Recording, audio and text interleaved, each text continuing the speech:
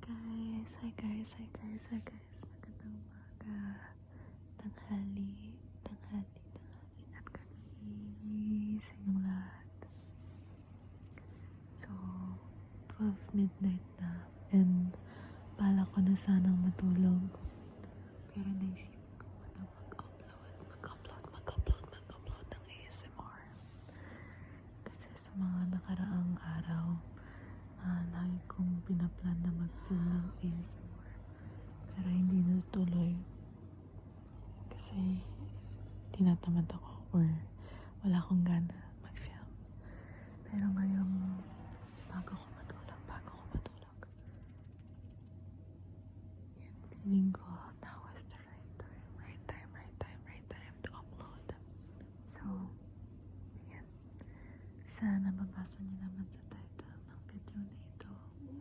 Ito ay magiging reading you a bedtime story to help you fall asleep. Hindi ko alam kung may manonood ng video ko ng gandang oras. Pero kung di kayo makatulog, palang nyo nang matulog. I hope makatulog ito sa inyo. So, let's start. Babasahin ko ngayon ay ang alamat ng laruang kahoy. Sa isang tahimik na baryo sa Batangas, may batang nangangalang Antoy. Siya ay 7 taong gulang, mahilig sa laro, at may likas na pagkamawisisa. Pero hindi tulad ng ibang bata sa kanilang baryo. Si Antoy ay walang mamahaling laruan. Ang tanging laruan niya ay isang kahoy na kotse na inukit ng kanyang lolo Simon mula sa lumang troso.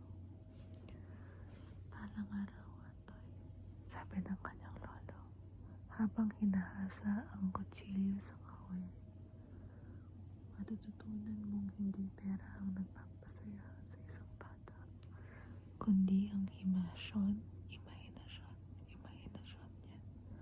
niya.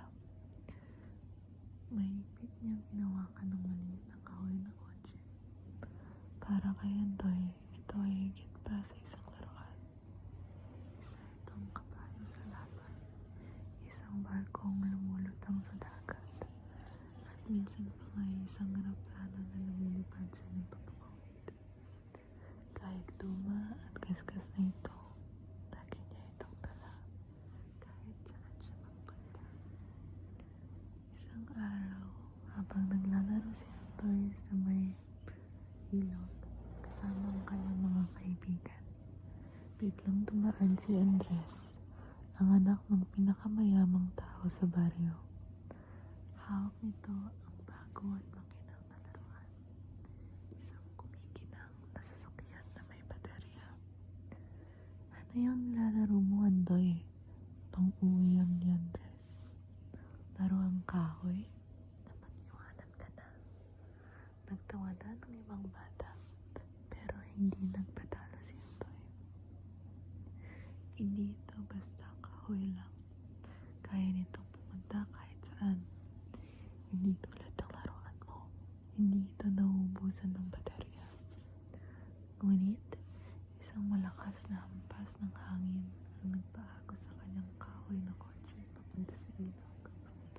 Nakita ni Antoy kung paano ito inanod ng tubig. Papalayo, sinubukan niyang habulin ito. Pero napigilan siya ng kanyang mga kaibigan. Umuwi siyang umiiyak. Lolo, nawala po ang laruan ko.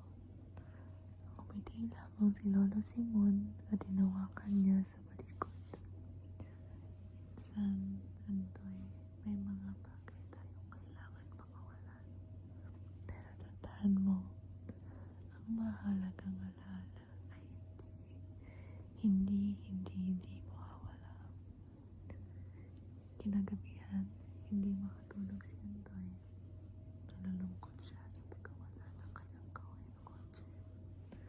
Pero sa kanyang isipan, nananatili ang lahat ng masasayang laro naranasan niya kasama ito.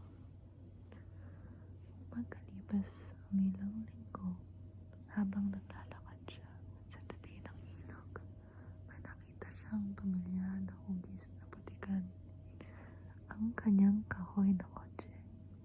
Pagkamat may mga gasgas at bahagyang natapisan, buo pa rin ito.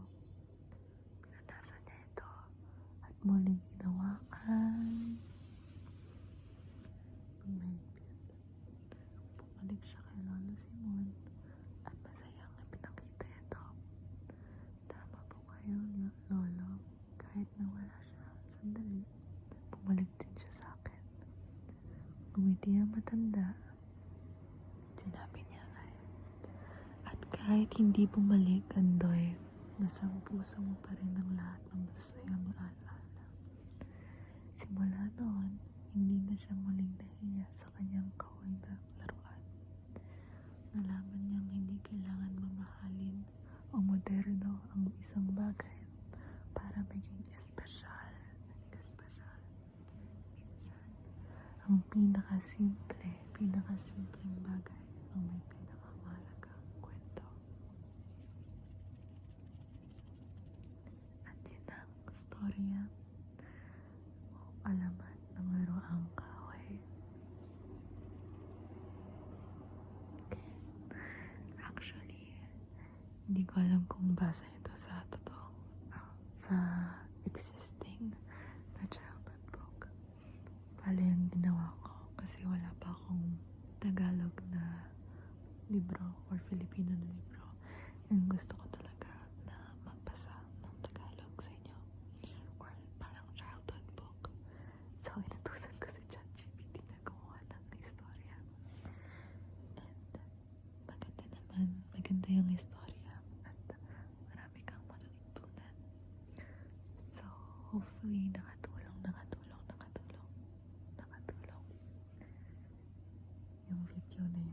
yung video na ito. Hindi ko muna siya i-end kasi 7 minutes pa lang, and like I said, gusto ko at least siguro 10 minutes minimum yung mga videos ko, and hopefully mas longer pa next time or lengthier. Actually, balak kong gawing roleplay yun na parang sister helps you fall asleep, tapos kasama sa video yung pagbabasa ko ng alamat na yun. Pero since medyo tinatamad ako mag-roleplay, siguro sa susunod na lang na video, paumanhin. Ayan, may mga bagay ako dito at siguro itatap ko muna siya. Itatap ko yung mga bagay or gagawa ko ng trigger.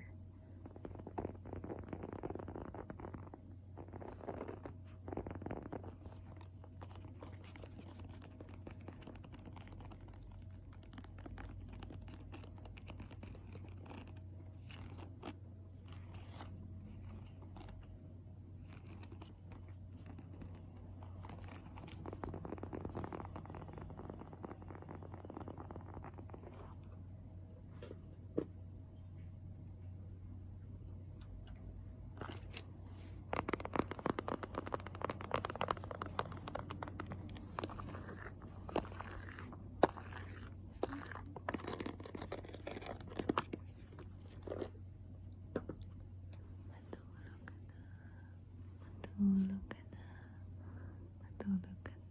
Tipikit ang iyong mga mata. Matulog ka na.